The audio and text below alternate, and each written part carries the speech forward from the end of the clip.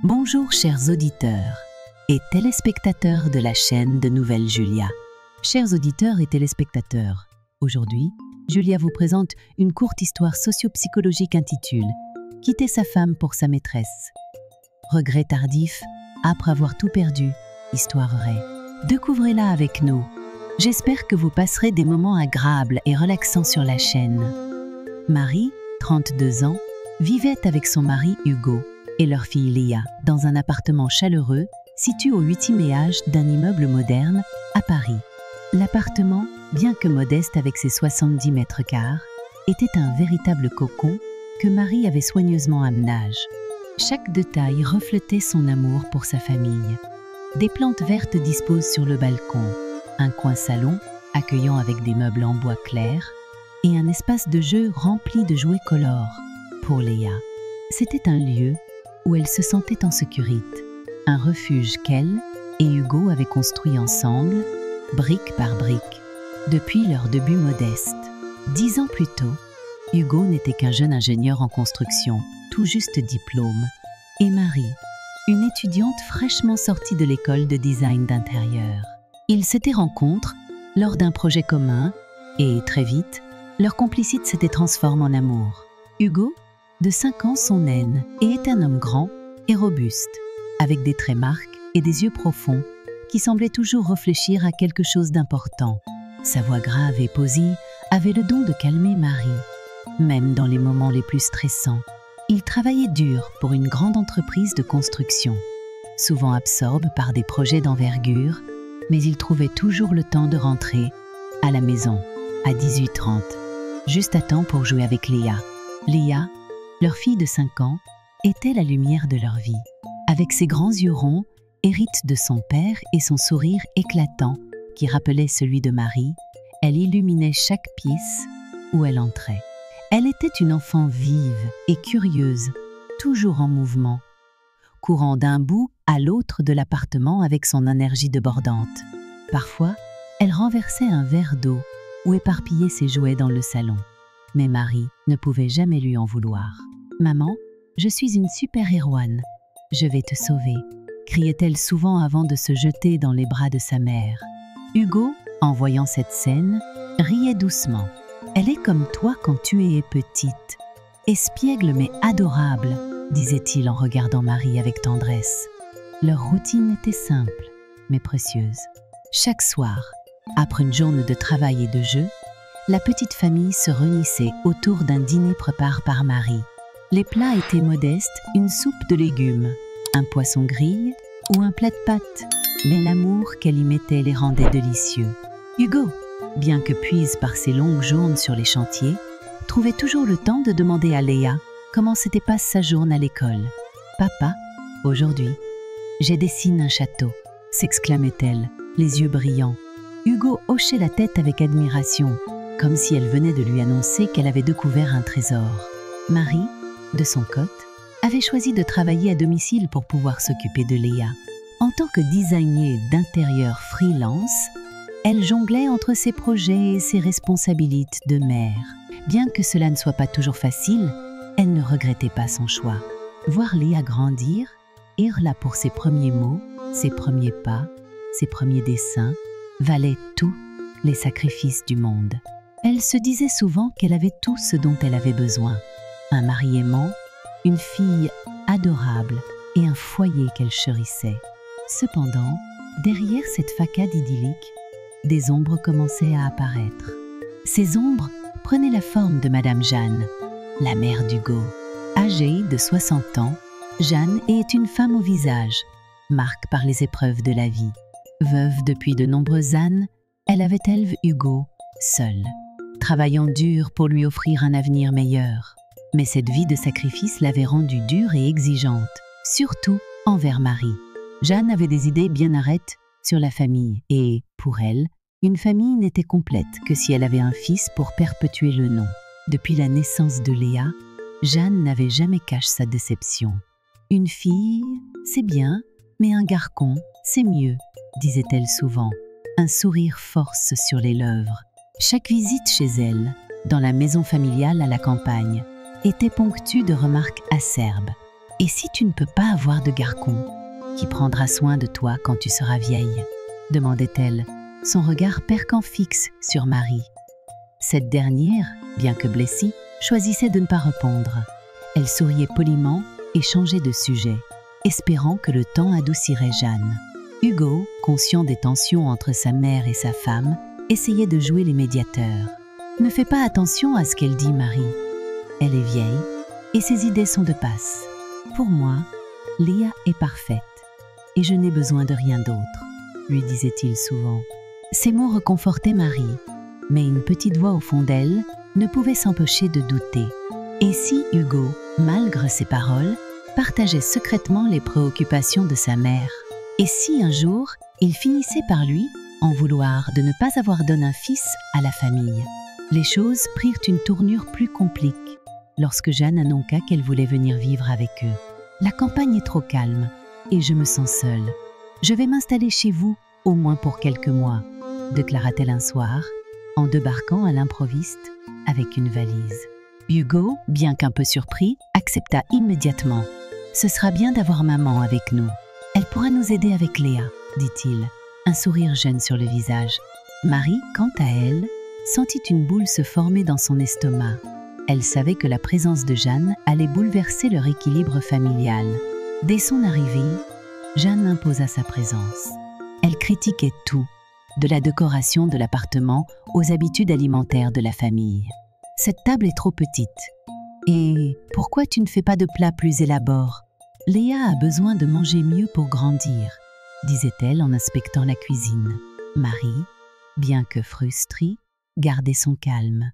Elle se répétait qu'elle devait être patiente pour le bien de Léa et de son mariage.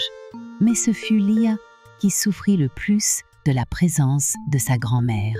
Jeanne, incapable de cacher sa préférence pour un petit-fils, traitait la fillette avec froideur. Un jour, alors que Léa jouait dans le salon, elle renversa accidentellement un verre d'eau sur le tapis. Jeanne se leva brusquement, le visage rouge de colère. « Tu es tellement maladroite. Si tu es un garçon, tu serais peut-être plus utile, » cria-t-elle. Léa, effrayée, courut se réfugier dans les bras de sa mère, en pleurant. Marie, furieuse, tenta de défendre sa fille. « Maman, elle n'a que 5 ans. Elle ne l'a pas fait exprès, » dit-elle, la voix tremblante. Mais Jeanne ne voulait rien entendre. « Une fille reste une fille. Elle ne pourra jamais porter le poids de cette famille, » répliqua-t-elle, avant de quitter la pièce. Hugo, rentre tard ce soir-là, trouva une atmosphère glaciale à la maison. Marie lui raconta l'incident, espérant qu'il prendrait sa défense. Mais, à sa grande déception, il resta silencieux. « Je parlerai à maman demain, » dit-il simplement, avant de se retirer dans leur chambre. Marie sentit une fissure se former dans leur relation. Elle avait toujours vu Hugo comme son roc, mais ce soir-là, elle se demanda s'il était vraiment prêt à la soutenir face à sa mère. Les jours passèrent et la tension dans l'appartement ne fit qu'augmenter. Jeanne continuait à critiquer Marie et Léa, tandis qu'Hugo semblait de plus en plus absent, tant physiquement qu'émotionnellement. Marie, bien que puiseuse, s'accrochait à l'idée que tout finirait par s'arranger. Elle se disait que l'amour qu'elle et Hugo partageaient était assez fort pour surmonter ces épreuves. Mais au fond d'elle, une petite voix lui murmurait que leur bonheur est en train de s'effriter, lentement, mais sûrement. Un soir, alors qu'elle regardait Léa dormir paisiblement, Marie sentit les larmes lui monter aux yeux. Elle caressa doucement les cheveux de sa fille et murmura « Léa, tu es tout pour moi. Peu importe ce qui arrive, je te protégerai toujours. » À cet instant, elle comprit que, quoi qu'il advienne, elle devait être forte, pour Léa, pour elle-même, et pour l'amour qu'elle croyait encore possible de sauver. L'appartement de Marie, autrefois un havre de paix, commença à perdre son éclat le jour où Jeanne, la mère d'Hugo, franchit la porte avec sa valise use et son regard inquisiteur. « La campagne est trop calme et je me sens seule. Je vais rester ici un moment, » avait-elle annonce d'un ton qui ne laissait aucune place à la discussion. Marie, debout dans la cuisine, une cuillère en bois à la main, sentit son cœur se serrer. Elle jeta un regard vers Hugo, espérant qu'il dirait quelque chose, mais il se contenta de sourire maladroitement. « Bien sûr, maman, tu es la bienvenue. » Marie, bien qu'hésitante, forqua un sourire. « Oui, bien sûr, maman, nous allons préparer la chambre d'amis pour toi. » Mais au fond d'elle, elle savait que cette décision allait bouleverser leur équilibre familial. Jeanne n'était pas une femme facile. Avec ses idées bien arrêtes et son obsession pour la ligne familiale, elle avait toujours une source de tension. Et maintenant, elle allait vivre sous leur toit. Dès le premier matin, Jeanne imposa sa présence. Elle se levait à l'aube, traînant ses pantoufles sur le parquet, et s'installait sur le balcon avec une tasse de thé. De là, elle observait la rue en contrebas, soupirant bruyamment. « Cette maison est bien calme. Si seulement il y avait un garçon pour courir partout, qu'elle changerait tout, » marmonnait-elle, suffisamment fort pour que Marie l'entende depuis la cuisine. Marie, qui préparait le petit déjeuner, serra les dents. Elle savait que ses remarques n'étaient pas innocentes. Jeanne n'avait jamais caché sa déception de n'avoir qu'une petite fille. Léa, quant à elle, était ravie d'avoir sa grand-mère à la maison. « Mamie, tu joues avec moi ?» demandait-elle en courant vers Jeanne avec ses jouets. Mais Jeanne, au lieu de répondre avec enthousiasme, se contentait de sourire froidement. « Oui, mais range tes affaires d'abord. Une petite fille doit ordonne. » Là, bien que de cul, obéissait. Marie observait la scène, le cœur lourd. Elle voyait bien que Jeanne ne montrait pas la même affection pour Léa qu'elle aurait pu avoir pour un petit-fils. Les jours passèrent et la tension monta d'un cran. Jeanne critiquait tout, la décoration de l'appartement, les repas que Marie préparait, et même la façon dont elle élevait Léa. « Tu la gâtes trop. Une fille doit apprendre à être utile, sinon elle ne servira à rien plus tard, » disait-elle en regardant Léa jouer avec ses poupes. Marie, bien qu'agacée, gardait son calme. Elle ne voulait pas créer de conflit, surtout devant Léa. Mais un soir, tout bascula. C'était un samedi, et Marie avait préparé un dîner spécial pour toute la famille. Un poulet rôti, des légumes grillés et une tarte aux pommes. Léa, excitée, courait autour de la table en chantonnant. « Mamie, regarde, j'ai mis la table toute seule !» s'exclama-t-elle fièrement. Mais au lieu de la féliciter, Jeanne fronqua les sourcils. « Tu as mis les fourchettes du mauvais côté. Ce n'est pas comme ça qu'on fait. » Léa baissa les yeux, visiblement blessée. Marie, qui observait la scène depuis la cuisine, sentit une colère sourde monter en elle. « Maman, Léa a 5 ans. Elle fait de son mieux. Tu pourrais être un peu plus gentille avec elle, » dit-elle en s'efforçant de garder un ton calme. Mais Jeanne ne se laissa pas de monter. « Si tu ne lui apprends pas les bonnes manières maintenant, elle ne les apprendra jamais. Une fille doit être parfaite, sinon elle n'aura aucune valeur. » Ces mots frappèrent Marie comme une gifle. Elle posa le plat qu'elle tenait et se tourna vers Jeanne, les yeux brillants de colère. « Léa est une enfant, pas un objet, et elle a beaucoup de valeur, qu'elle soit parfaite ou non. » Hugo, qui venait de rentrer du travail, entra dans la pièce à ce moment-là. Il sentit immédiatement la tension dans l'air. « Qu'est-ce qui se passe ici ?» demanda-t-il, posant son sac sur une chaise. Jeanne se tourna vers lui, les bras croisés. « Ta femme ne supporte pas qu'on lui dise la vérité. Cette maison manque de discipline et ta fille est trop gâtée. » Hugo regarda Marie, cherchant une explication. « Elle a juste 5 ans, Hugo. Et maman est trop dure avec elle, » répondit Marie, la voix tremblante. Hugo soupira et passa une main dans ses cheveux. « Maman, Léa est encore petite. Elle a le droit de faire des erreurs. » Mais Jeanne ne voulait rien entendre. Si elle était un garçon, elle serait déjà plus responsable. Mais une fille, elle ne termina pas sa phrase, mais le message était clair. Marie sentit les larmes lui monter aux yeux. Elle quitta la pièce, incapable de supporter davantage. Dans la chambre, elle s'assit sur le lit, la tête entre les mains. Elle entendit des pas derrière elle et leva les yeux pour voir Hugo. « Marie, je suis désolée. Maman est... complique. » « Mais... elle ne le pense pas vraiment. » Marie le regarda, incrédule. « Ne le pense pas vraiment ? Elle dit que notre fille n'a pas de valeur parce qu'elle n'est pas un garçon. Et toi, tu restes là, sans rien dire. » Hugo baissa les yeux, incapable de répondre. « Je vais lui parler, » murmura-t-il finalement. Mais Marie savait que ces mots n'avaient pas de poids. Il avait déjà promis de parler à sa mère, et rien n'avait changé. Les jours suivants furent encore plus difficiles. Jeanne semblait déterminée à imposer sa vision des choses. Elle critiquait chaque décision que Marie prenait, de la façon dont elle habillait Léa à la manière dont elle gérait la maison. Marie, épuisée, commença à se sentir comme une érangère dans son propre foyer. Même Hugo, qui avait toujours eu son soutien, semblait s'éloigner. Il rentrait de plus en plus tard, prétextant des réunions ou des projets urgents. Marie se demandait s'il cherchait simplement à fuir les tensions à la maison. Un après-midi, alors que Marie préparait le goûter de Léa, elle entendit un bruit de verre brise dans le salon. Elle se précipita pour voir ce qui s'était passé et trouva Léa en larmes, debout près d'une tasse casse. Jeanne, debout devant elle, la regardait avec colère. « Tu es tellement maladroite. Si tu es un garçon, tu serais peut-être plus utile. » Ces mots furent la goutte d'eau pour Marie. Elle s'avanqua et prit Léa dans ses bras. « Maman, qu'a suffi. Léa est une enfant et elle n'a pas à supporter tes remarques.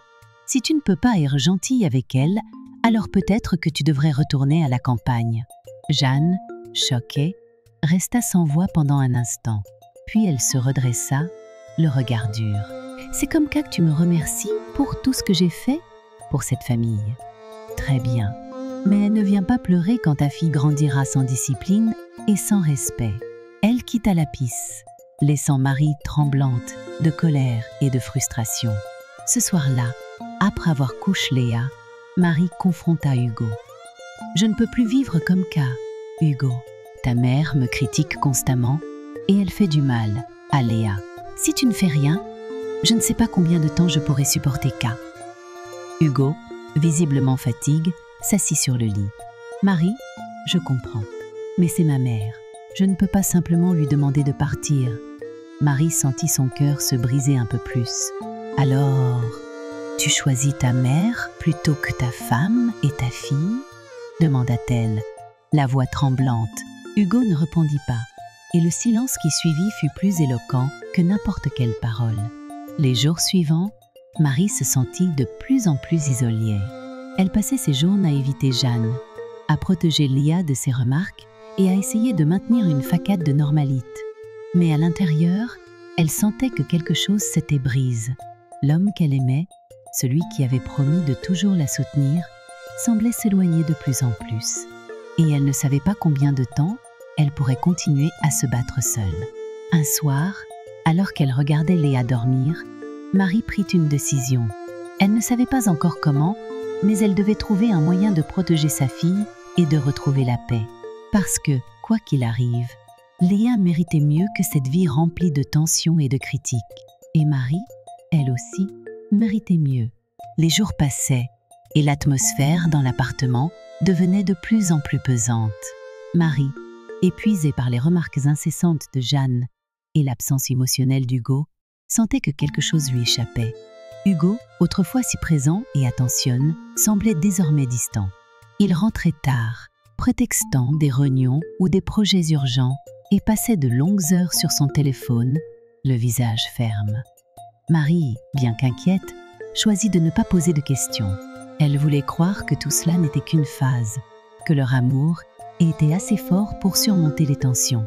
Mais un soir, alors qu'elle pliait le linge dans leur chambre, elle trouva quelque chose qui fit vaciller son monde.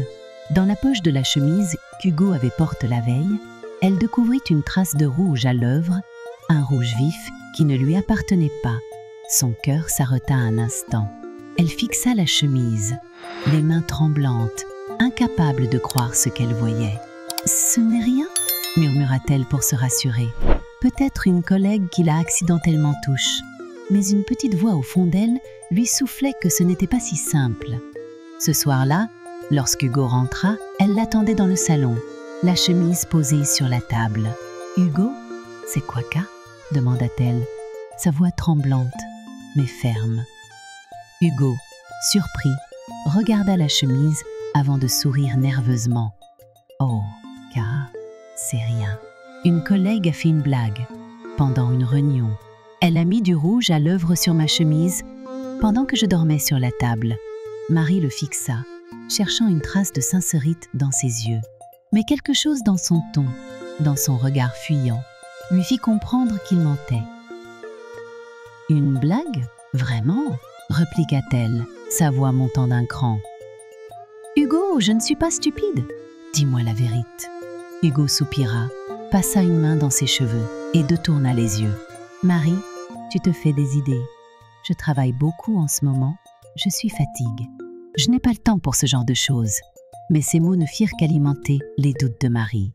Elle sentit une boule se former dans sa gorge, mais elle choisit de ne pas insister. « Très bien, » dit-elle finalement, sa voix froide.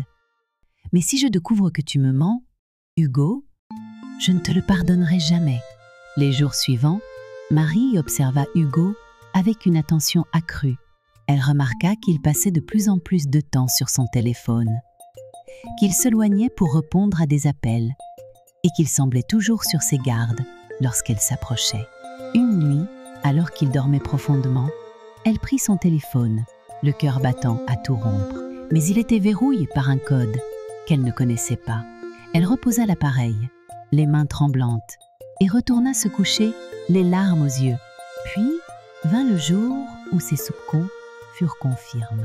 Un après-midi, alors qu'elle préparait le déjeuner, son téléphone vibra sur le comptoir. C'était un message d'un numéro inconnu. « Marie, je suis une collègue Hugo. Je pense que vous devriez savoir qu'il ne va pas en réunion ce soir. Il est avec une autre femme, dans un hôtel. » Marie sentit le sol se dérober sous ses pieds. Elle relut le message plusieurs fois, espérant qu'il s'agissait d'une erreur. Mais au fond d'elle, elle savait que c'était vrai. Elle appela immédiatement Hugo, mais il ne répondit pas. Elle lui envoya un message « Où es-tu ? Dis-moi la vérité. » Quelques minutes plus tard, il la rappela, sa voix calme, mais légèrement tremblante. « Je suis au bureau, Marie. Pourquoi tu me demandes qu'à ?» Elle sentit sa colère monter. « Ne me mens pas, Hugo. Je sais que tu es avec quelqu'un. Qui est-elle » Il y eut un long silence à l'autre bout du fil. Puis il murmura « Marie, je suis désolée. Je vais rentrer, on en parlera. » Quand Hugo franchit la porte ce soir-là, il trouva Marie assise sur le canapé, les bras croisés, le visage ferme. « Alors ?» demanda-t-elle, sa voix glaciale. Hugo baissa les yeux, incapable de la regarder en face. « Elle s'appelle Chloé. C'est une collègue. »« Qu'elle ne veut rien dire, Marie. C'était une erreur, un moment de faiblesse. » Marie éclata de rire, un rire amer qui résonna dans la pièce. « Une erreur ? Une faiblesse ?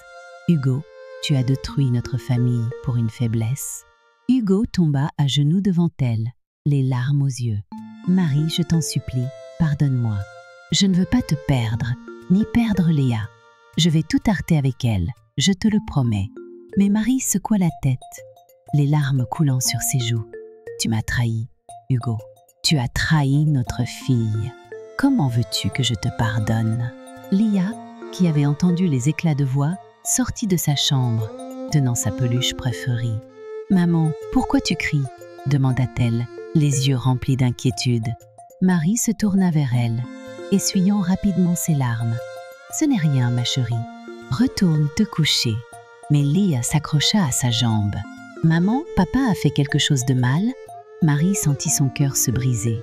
Elle s'agenouilla pour errer à la hauteur de sa fille et la serra dans ses bras. « Non, ma chérie. Papa et maman ont juste besoin de parler. » Après avoir couché Léa, Marie retourna dans le salon où Hugo l'attendait, le visage marqué par la culpabilité. « Marie, je sais que j'ai tout gâché, mais je t'aime. Je veux qu'on surmonte qu'à ensemble. » Mais Marie, épuisée et brisée, secoua la tête. « Je ne sais pas si je peux, Hugo. Tu as détruit tout ce que nous avions construit. » Les jours suivants furent un véritable calvaire. Hugo tenta de regagner la confiance de Marie, mais elle ne pouvait s'empêcher de penser à Chloé, à leur moment ensemble, à tout ce qu'il lui avait caché. Puis, un matin, alors qu'elle préparait le petit déjeuner, elle reçut un appel. C'était Chloé. « Marie, je suis désolée de vous appeler, mais je pense que vous devriez savoir que je suis enceinte. C'est un garçon. Hugo et moi sommes amoureux, et je pense qu'il est temps que vous le laissiez partir. » Marie sentit son sang se glacer. Elle raccrocha sans répondre, les mains tremblantes.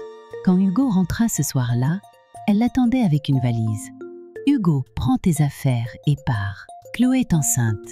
Et je ne veux plus jamais te voir. » Hugo, choc, tenta de protester. « Marie, ce n'est pas vrai. Elle ment. Je ne savais rien de cas. » Mais Marie ne voulait rien entendre. « Tu as fait ton choix, Hugo. Maintenant, vis avec. » Hugo quitta l'appartement ce soir-là, laissant Marie et Léa seules. Jeanne, en apprenant la nouvelle, tenta de convaincre Marie de pardonner à son fils. « C'est un homme, Marie. Les hommes font des erreurs, mais il t'aime et il a besoin de toi. » Mais Marie, épuisée par les trahisons et les mensonges, refusa. « Non, maman, il a détruit notre famille. Je ne peux pas lui pardonner. » Les semaines qui suivirent furent difficiles. Marie, bien que brisée, trouva la force de se relever pour Lé. Elle reprit son travail de designer d'intérieur, déterminée à offrir une vie meilleure à sa fille. Hugo, de son côté, tenta de reconquérir Marie, mais elle resta ferme. « Tu as fait ton choix, Hugo. Maintenant, c'est à moi de faire le mien. » Un jour, elle reçut un appel d'un ami commun. « Marie, tu as entendu ? Chloé a quitté Hugo. Elle a pris tout son argent et est partie avec un autre homme. » Marie, bien que surprise, ne ressentit aucune satisfaction. « Il a fait son choix, » murmura-t-elle pour elle-même. « Et maintenant, il doit vivre avec. » Lorsque Marie quitta l'appartement qu'elle avait partagé avec Hugo, elle emporta avec elle bien plus que quelques valises et les jouets de Léa. Elle emporta un cœur brise, des souvenirs d'un amour trahi et une détermination farouche de reconstruire sa vie. Elle trouva refuge dans un petit appartement à Lyon, loin de l'agitation parisienne et des ombres de son passe. L'appartement était modeste, avec une seule chambre, une cuisine étroite et un balcon minuscule, mais pour Marie, c'était un nouveau départ, un endroit où elle et Léa pourraient enfin respirer. Le premier matin dans leur nouveau chez-soi, Marie se réveilla au son des rires de Léa. La petite fille, insouciante, courait dans l'appartement, explorant chaque recoin. « Maman, regarde, il y a un balcon. On peut voir les voitures passer !» s'exclama-t-elle, les yeux brillants. Marie, encore alourdie par la fatigue et les émotions, sourit faiblement. « Oui, ma chérie, c'est notre nouveau chez nous. » Elle s'agenouilla pour prendre Léa dans ses bras. « Ici, on va être heureuse, toi et moi. » Mais derrière ce sourire se cachait une douleur profonde. Les nuits étaient les plus difficiles. Une fois Léa endormie, Marie s'asseyait sur le balcon, regardant les lumières de la ville et laissait les larmes couler. Elle pensait à Hugo, à ce qu'ils avaient construit ensemble et à la façon dont tout s'était effondré. Elle pensait à Jeanne, à ses remarques cruelles, et à Chloé, cette femme qui avait brisé sa famille. Mais surtout, elle pensait à Léa. « Je dois être forte pour elle », se répétait-elle comme un mantra. Pour subvenir à leurs besoins, Marie reprit son travail de designer d'intérieur. Elle accepta des projets modestes, redécorant des appartements ou des boutiques locales. Bien que le travail soit épuisant, il lui offrait une distraction bienvenue. Chaque jour, elle se levait tôt, préparait le petit déjeuner pour Léa, l'emmenait à l'école, puis se plongeait dans ses croquis et ses plans. Le soir, elle rentrait, préparait le dîner et écoutait Léa raconter sa journée. « Maman, aujourd'hui, j'ai dessiné un château », disait la petite, brandissant fièrement son dessin. Marie souriait, même si son cœur était encore lourd. « C'est magnifique, ma chérie, tu es une vraie artiste. » Un après-midi, alors qu'elle faisait des courses dans un supermarché voisin, Marie rencontra un homme qui allait changer sa vie. Il s'appelait Antoine. Grand, mince, avec des cheveux légèrement ébouriffes et un sourire chaleureux, il semblait sortir d'un roman. Ils se croisèrent dans l'halle des produits laitiers. Marie, distraite, fit tomber un pot de yaourt et Antoine, qui passait par là, se baissa pour le ramasser. « Vous allez bien ?» demanda-t-il, son regard sincère. Marie, embarrasse, hocha la tête. « Oui, merci. Je suis juste un peu maladroite. » Antoine sourit. « Qu'arrive à tout le monde ?» Léa, qui accompagnait sa mère, regarda Antoine avec curiosité. « Tu es grand comme un Jean », s'exclama-t-elle, provoquant un éclat de rire chez l'homme. « Et toi, tu es petite comme une fille », répondit-il en riant. Ce fut une rencontre brève, mais elle laissa une impression durable sur Marie. Elle ne savait pas encore que cet homme deviendrait une partie essentielle de sa vie. Les jours passèrent et Marie croisa Antoine à plusieurs reprises dans le quartier. Il travaillait comme gérant d'un caf à quelques rues de chez elle. Chaque fois qu'ils se voyaient, il prenait le temps de saluer Léa, de lui offrir un bonbon ou de lui raconter une petite histoire. Léa, qui adorait l'attention, commença à l'appeler le monsieur gentil. Marie, bien qu'hésitante, appréciait sa présence. Il avait une manière de la mettre à l'aise, de lui faire oublier, ne serait-ce qu'un instant, le poids qu'elle portait.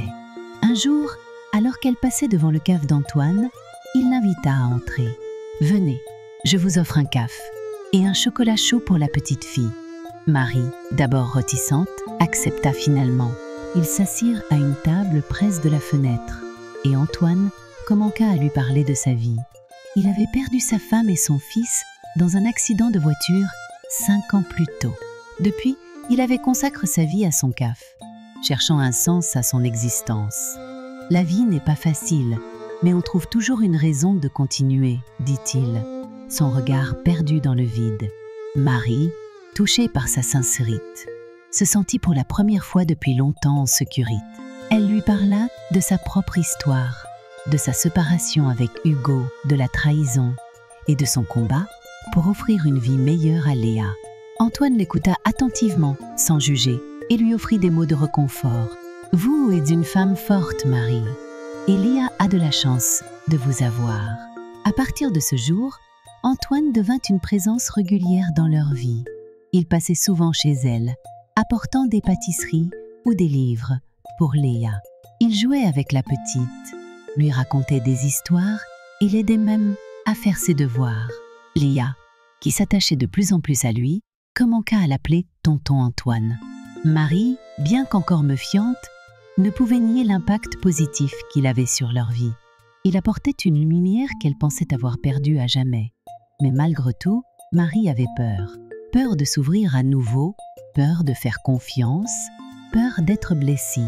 Un soir, alors qu'Antoine était venu dîner, il lui avoua ses sentiments. « Marie, je sais que tu as souffert, mais je veux être là pour toi et Léa. Je ne te promets pas un conte de fille, mais je te promets d'être sincère et de faire de mon mieux pour vous rendre heureuse. » Marie, bouleversée, ne sut quoi répondre.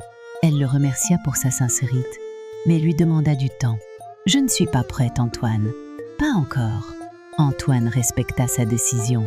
Il continua à être présent, sans jamais la presser. Il comprenait ses blessures et savait qu'elle avait besoin de temps pour guérir. Et peu à peu, Marie commença à baisser sa garde. Elle se surprit à sourire plus souvent, à rire avec Léa et à envisager un avenir où elle pourrait être heureuse à nouveau. Un jour, alors qu'elle travaillait sur un projet, elle reçut un appel d'un ancien ami. « Marie, tu as entendu parler d'Hugo ?» demanda-t-il. Elle sentit son cœur se serrer. « Non, pourquoi ?» L'ami lui expliqua qu'Hugo avait eu un accident de voiture. Il avait perdu une jambe et vivait désormais chez sa mère, incapable de travailler. Marie, bien que choquée, ne ressentit aucune satisfaction. « Il a fait ses choix », murmura-t-elle pour elle-même. « Et maintenant, il doit vivre avec. » Cette nouvelle la poussa à réfléchir. Elle réalisa qu'elle ne pouvait pas laisser son passe définir son avenir. Elle avait une chance d'être heureuse, avec Léa et peut-être avec Antoine. Ce soir-là, elle l'appela. « Antoine, je pense que je suis prête. Prête à essayer ?»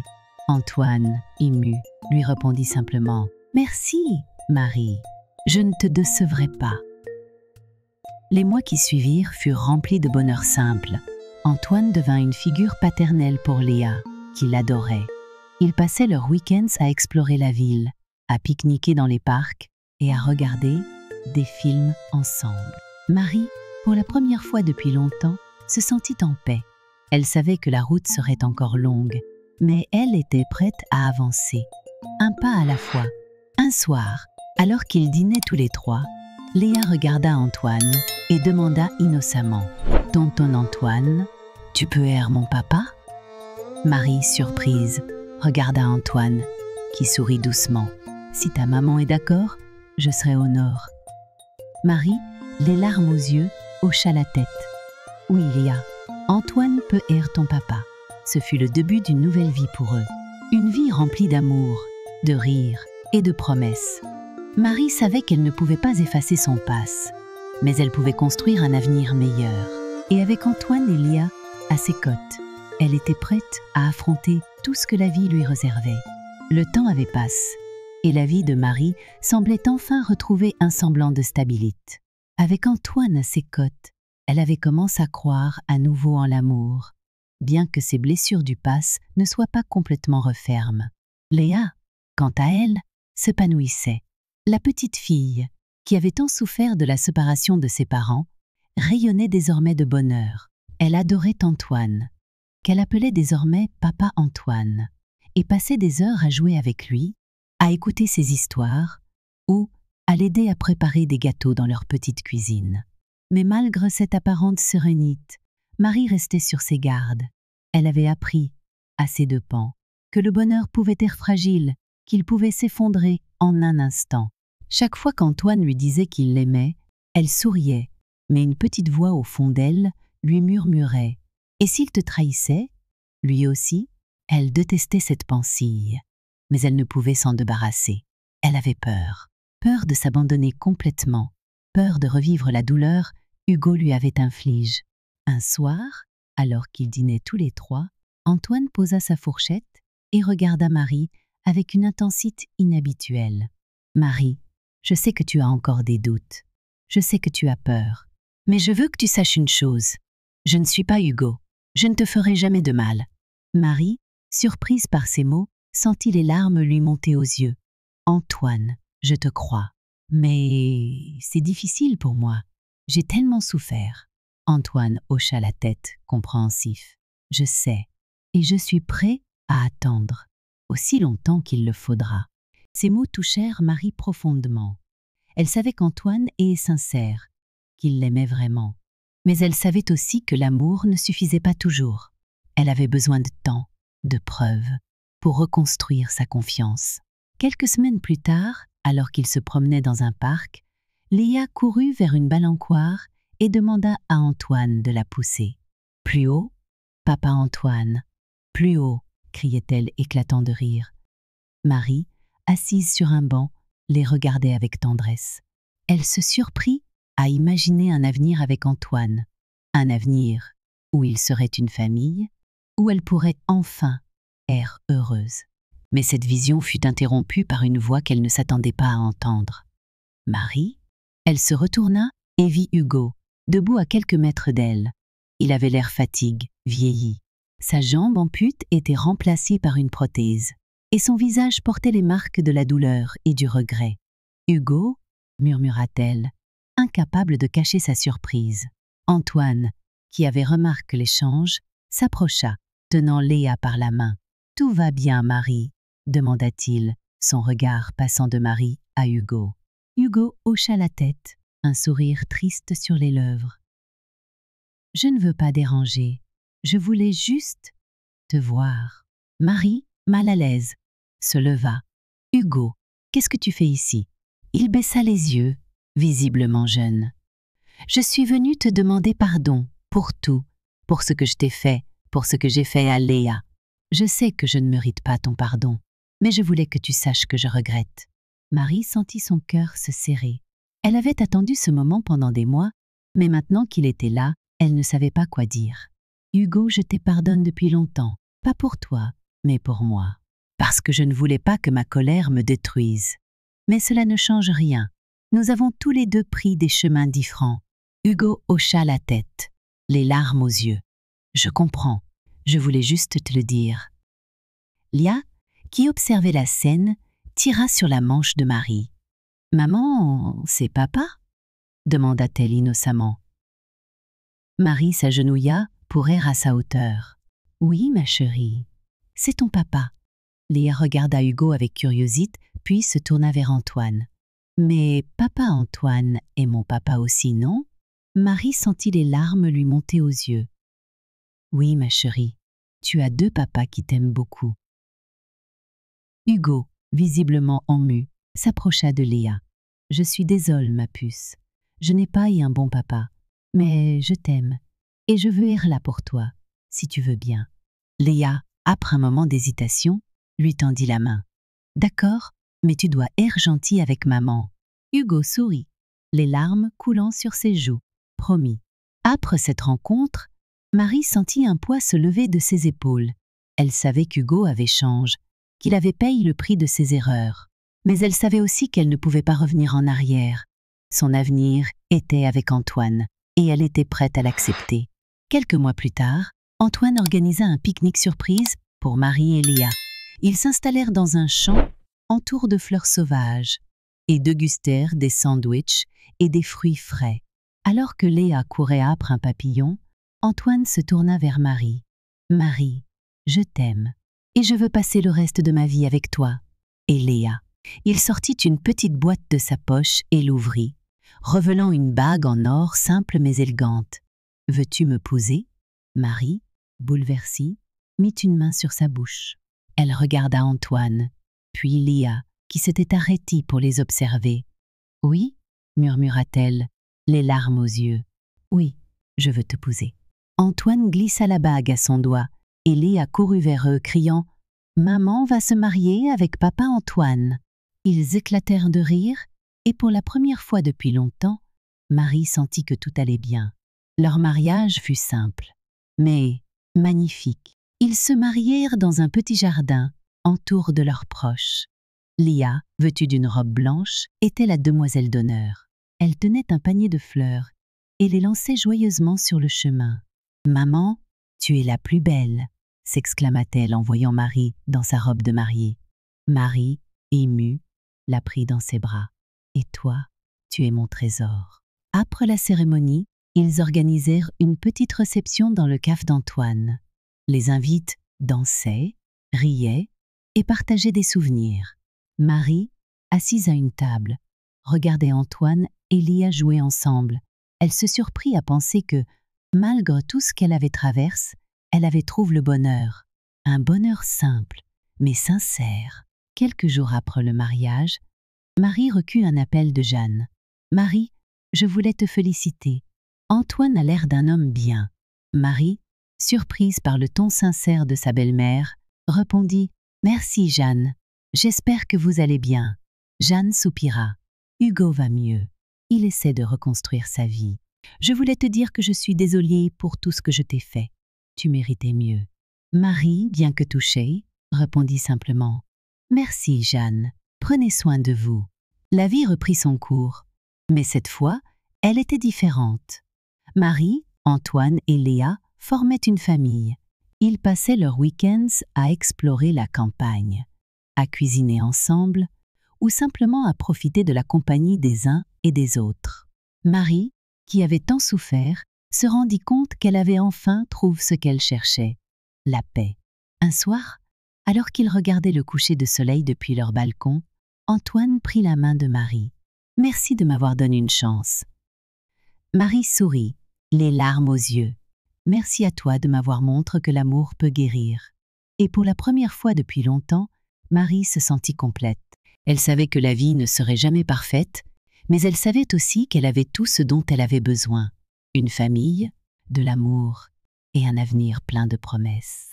Marie pensait que son passé était derrière elle. Avec Antoine et Léa, elle avait construit une vie paisible, loin des trahisons et des douleurs qui avaient marqué ses ânes avec Hugo. Leur petite maison, à Lyon, avec son jardin fleuri et ses murs baignent de lumière, était devenue un havre de paix. Chaque matin, elle se réveillait au son des rires de Léa et au doux parfum du café qu'Antoine préparait. Elle se disait qu'elle avait enfin trouvé ce qu'elle cherchait, une famille aimante et un avenir prometteur. Mais un jour, alors qu'elle rentrait d'une promenade avec Léa, elle trouva une silhouette familière devant sa porte. Hugo était là, appuyé sur une béquille, son visage marqué par la fatigue et le regret. Il avait l'air plus vieux, plus fragile, comme si les ânes l'avaient écrasé sous leur poids. Marie s'arrêta net, son cœur battant à tout rompre. Léa, qui tenait sa main, leva les yeux vers elle. « Maman, c'est papa ?» demanda-t-elle innocemment. Marie inspira profondément, essayant de calmer le tourbillon d'émotions qui l'envahissait. « Oui, ma chérie, c'est ton papa. » Elle s'avança lentement, son regard fixe sur Hugo. « Qu'est-ce que tu fais ici ?» demanda-t-elle, sa voix froide mais contrôle. Hugo baissa les yeux, visiblement gêné. « Je voulais te parler, Marie. Te demander pardon. » Antoine, qui était à l'intérieur, sortit à ce moment-là. En voyant Hugo, il fronqua les sourcils, mais resta calme. « Tout va bien, Marie ?» demanda-t-il, posant une main rassurante sur son épaule. Marie hocha la tête. « Oui, Cava. » Elle se tourna vers Hugo. « Entre, mais fais vite. » Ils s'installèrent dans le salon, Léa jouant dans sa chambre sous la surveillance d'Antoine. Hugo, assis sur le canapé, semblait mal à l'aise. Il jouait nerveusement avec sa béquille, cherchant ses mots. « Marie, je sais que je n'ai pas le droit de te demander quoi que ce soit. Après tout ce que je t'ai fait, je ne mérite même pas que tu m'écoutes. Mais je voulais te dire que je suis désolée pour tout. » Marie croisa les bras, son regard perquant. « Désolée ? Désolée pourquoi ? Exactement. Pour m'avoir trahi, pour avoir détruit notre famille, ou pour avoir choisi une autre femme au lieu de nous. » Sa voix est calme, mais chaque mot est chargé de douleur et de colère. Hugo baissa la tête, incapable de soutenir son regard. Pour tout cas. Et plus encore. Il inspira profondément avant de continuer. « Chloé m'a quitte. Elle a pris tout ce que j'avais, y compris l'argent que j'avais économisé pendant des années. Et puis, il y a eu l'accident. J'étais ivre, je conduisais trop vite, et j'ai perdu ma jambe. » Il tapota doucement sa prothèse, un sourire amer sur les lèvres. « Je suppose que c'est le prix à payer pour mes erreurs. » Marie l'écoutait en silence, son cœur partage entre la compassion et la colère. Elle avait attendu ce moment pendant des années, mais maintenant qu'il était là, elle ne ressentait aucune satisfaction. « Hugo, je suis désolée pour ce qui t'est arrivé, mais tu as fait tes choix. Et moi, j'ai fait les miens, je ne peux pas revenir en arrière. » Hugo hocha la tête, les larmes aux yeux. « Je ne te demande pas de revenir. Je sais que c'est trop tard, mais je voulais te dire que je regrette et que je suis fière de toi. Tu as toujours été forte, Marie, plus forte que moi. » Il se leva, s'appuyant sur sa béquille. « Merci de m'avoir écouté. Je vais partir maintenant. » Mais avant qu'il ne puisse atteindre la porte, Léa entra dans la pièce. Elle regarda Hugo avec curiosité, puis s'approcha de lui. « Papa, tu restes dîner ?» demanda-t-elle, son regard innocent fixe sur lui. Hugo, visiblement ému, s'agenouilla avec difficulté pour errer à sa hauteur. « Non, ma puce, papa doit partir, mais je t'aime très fort. » Léa fronqua les sourcils, confuse. « Mais pourquoi tu pars? Tu peux rester avec nous. » Marie s'agenouilla à côté d'elle, posant une main sur son épaule. « Là, papa a sa propre maison, mais tu pourras le voir quand tu voudras. » Là sembla réfléchir un instant, puis hocha la tête. « D'accord, mais tu dois être gentil avec maman. » Hugo sourit tristement. « Promis, ma puce. » Il se releva avec difficulté et se tourna vers Marie. « Merci, Marie, pour tout. » Puis il quitta la maison, laissant derrière lui un silence lourd de souvenirs et d'émotions. Après son départ, Antoine s'approcha de Marie. « Cava ?» demanda-t-il doucement. Marie hocha la tête, les larmes aux yeux. « Oui, je pense que j'avais besoin de tourner la page. » Antoine la prit dans ses bras, lui offrant le réconfort dont elle avait tant besoin. Les jours suivants, Marie réfléchit beaucoup à cette rencontre. Elle réalisa qu'elle ne ressentait plus de colère envers Hugo. Elle avait pardonné, non pas pour lui, mais pour elle-même. Elle savait qu'elle ne pouvait pas avancer si elle restait prisonnière de son passé. Et avec Antoine et Léa à ses côtés, elle avait tout ce dont elle avait besoin pour être heureuse. Quelques semaines plus tard, elle reçut un appel de Jeanne. « Marie, je voulais te remercier. Hugo m'a dit que tu l'avais écoute, qu'elle lui a fait du bien. » Marie, surprise par le ton sincère de sa belle-mère, répondit simplement « Je l'ai fait pour Léa. Elle mérite de connaître son père. » Jeanne soupira. « Tu as toujours été une bonne personne, Marie. Je suis désolée pour tout ce que je t'ai fait. Tu méritais mieux. » Marie, bien que touche, répondit calmement. Merci, Jeanne. Prenez soin de vous. La vie reprit son cours, mais cette fois, elle est différente. Marie se sentait plus légère, comme si un poids avait et l'œuvre de ses épaules.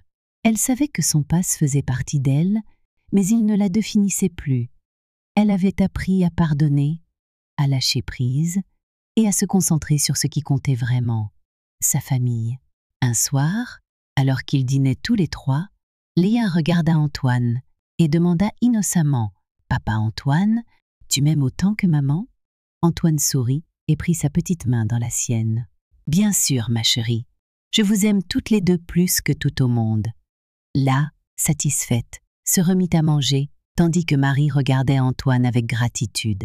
Elle savait qu'elle avait trouvé en lui un homme bon, un homme qui l'aimait pour ce qu'elle était. Quelques mois plus tard, ils décidèrent d'organiser un voyage en famille. Ils partirent pour la campagne, où ils louèrent une petite maison entourée de champs de fleurs. Léa passait ses journées à courir dans les presses, tandis que Marie et Antoine profitaient de la tranquillité pour se retrouver. Un soir, alors qu'ils regardaient le coucher de soleil, Antoine prit la main de Marie. « Merci de m'avoir donné une chance. » Marie sourit, les larmes aux yeux.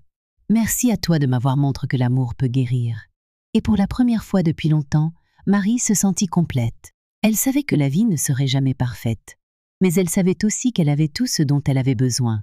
Une famille, de l'amour et un avenir plein de promesses. Le temps avait doucement pansé les blessures de Marie. Avec Antoine et Léa, elle avait trouvé une stabilité qu'elle n'aurait jamais cru possible après les épreuves qu'elle avait traversées. Leur petite maison à Lyon, avec ses murs baignés de lumière et son jardin fleuri, était devenue un véritable foyer. Chaque matin, elle se réveillait au son des rires de Léa et au doux parfum du café qu'Antoine préparait. La vie, bien que simple, était remplie de moments de bonheur pur. Antoine, fidèle à sa promesse, était devenu un pilier pour Marie et Léa. Il n'était pas seulement un compagnon aimant, mais aussi un père de vous pour la petite fille. Léa, qui l'appelait désormais Papa Antoine, s'épanouissait sous son regard bienveillant. Elle passait des heures à jouer avec lui, à écouter ses histoires ou à l'aider à préparer des gâteaux dans leur petite cuisine. Marie, en les observant, se surprenait parfois à sourire, un sourire qu'elle pensait avoir perdu à jamais.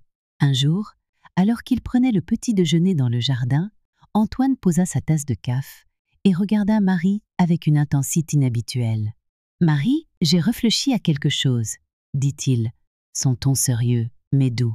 Marie, intrigue, posa sa fourchette. « Qu'est-ce qu'il y a ?» Antoine inspira profondément avant de répondre. « Et si on agrandissait la famille ?» Marie, surprise, le fixa un instant, cherchant à comprendre. « Tu veux dire un autre enfant ?» Antoine hocha la tête, un sourire timide sur les lèvres. « Oui, je sais que c'est une grande décision, mais je me sens prêt.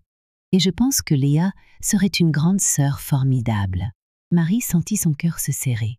L'idée d'avoir un autre enfant, de construire quelque chose de nouveau avec Antoine, la remplissait de joie, mais aussi de peur. Elle avait tant souffert dans le passé, tant perdu. Était-elle prête à prendre ce risque? Elle regarda Léa, qui jouait avec son chien dans l'herbe, insouciante et heureuse.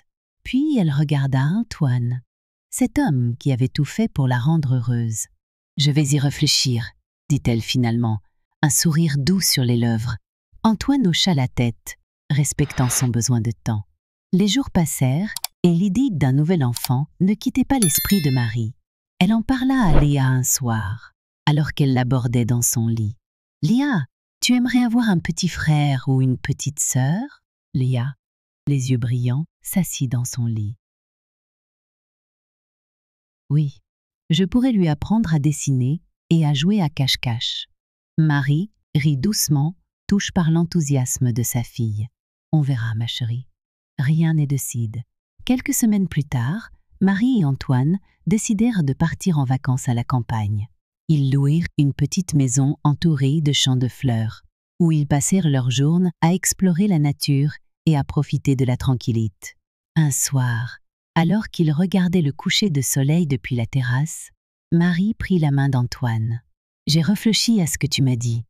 et je pense que tu as raison. Je suis prête. Antoine, ému, serra sa main dans la sienne. Merci Marie, je te promets qu'on fera tout pour que cet enfant grandisse dans l'amour et la sécurité. Leur décision marqua le début d'un nouveau chapitre dans leur vie. Les mois qui suivirent furent remplis d'excitation et de préparation. Léa, ravie à l'idée de devenir grande sœur, passait ses journées à dessiner des cartes pour le bébé et à choisir des noms. Si c'est une fille, on l'appellera Rose.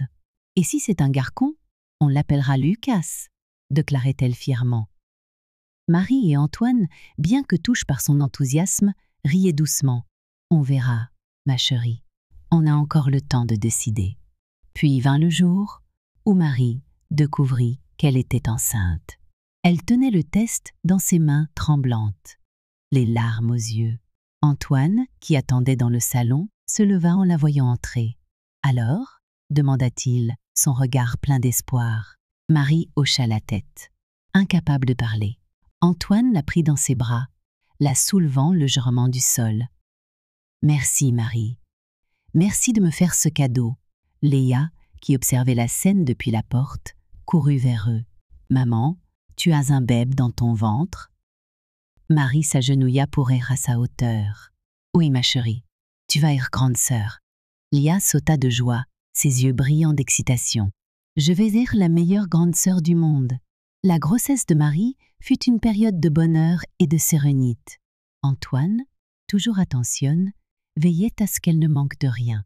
Léa, quant à elle, est aux petits soins pour sa mère. « Maman, tu veux un oreiller? Un verre d'eau ?»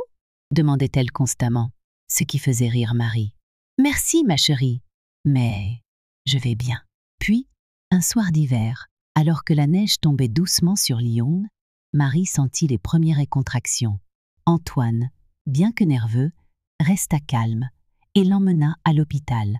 Léa, qui était restée avec une voisine, attendait avec impatience des nouvelles.